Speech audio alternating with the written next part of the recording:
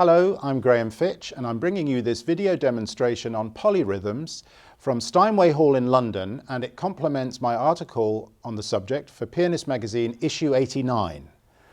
In order to play a polyrhythm, or a cross rhythm as they're sometimes known, we have to be able to divide a beat into equal parts at will, or better, if you're a teacher, you can do this with your students on instruction.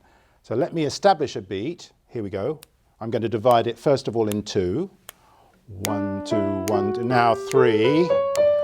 1, 2, 3, 4, 1, 2, 3, 4, 1, 2, 3, 4, 5, 1, 2, 3, 4, 5.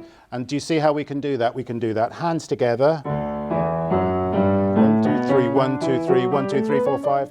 With one of these devices, which we're all familiar with, a metronome. That's the first thing we need to be able to do. Let's look at the very simplest polyrhythm of all, and that's a 2 against 3. I'm going to do something rather unusual for a video demonstration on piano playing. I'm going to close the piano up and show you how to do it, first of all, on the fallboard. We can do it on a table, you can do it on your knees. Doing a 2 against 3 polyrhythm is not difficult. Not difficult. What I've got is 3s going in my right hand and 2s going in my left hand. 1, 2, and 3. And you'll notice that the second note of the duplet falls precisely between the second and third note of the triplet. 1, 2, and 3. So if I'm able to do it on here, I can also do it by walking. This is another very good thing to do.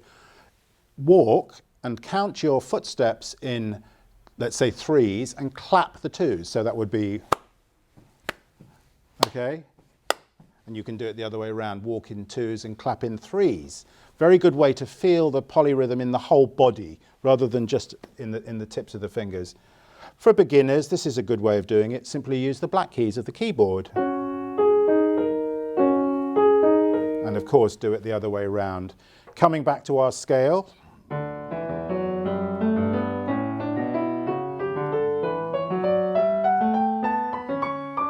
So you'll span 3 octaves in one hand and 2 octaves in the other.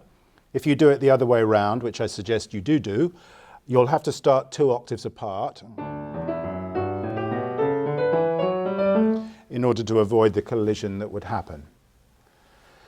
4s against 3s are somewhat more complicated because the hands don't align in quite the same way. They're not quite as neat.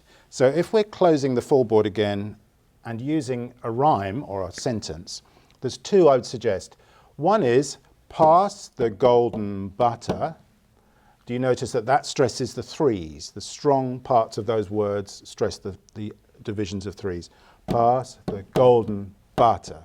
If you want to feel the 4s, and it depends on the circumstance whether it's a 3 to a 4 or a 4 to a 3, then use the sentence, where did you work today? Where did you work today? And that puts the stresses on the 4s. So you can do the whole thing again on the keyboard with the scale. So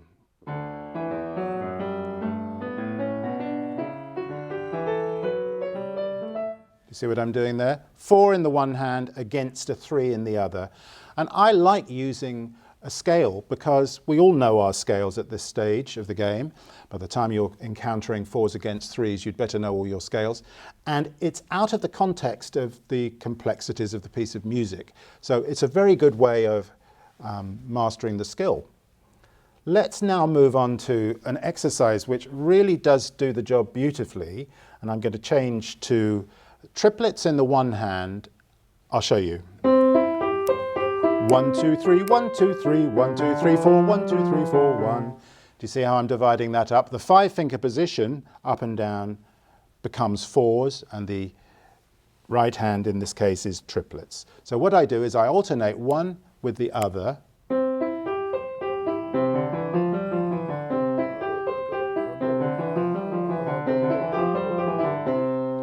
And then at one point when I feel confident, I'm going to try it with both hands together.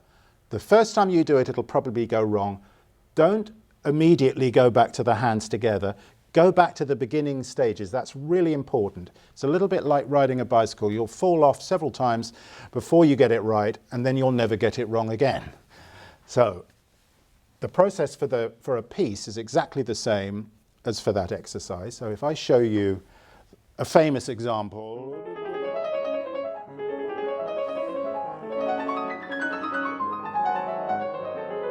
which happens to be a 6 against an 8, which is the same thing as a 3 against a 4.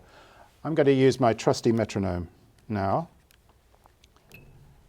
We just establish a pulse and divide it alternately in 3s and then the 4s.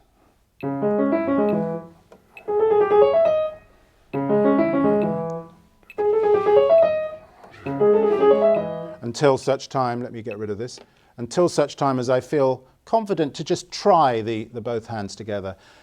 As I said before, it will go wrong several times before it goes right, and I recommend doing it every day for a while until you have got it, and then once you've got it, you'll be able to do it completely without thinking.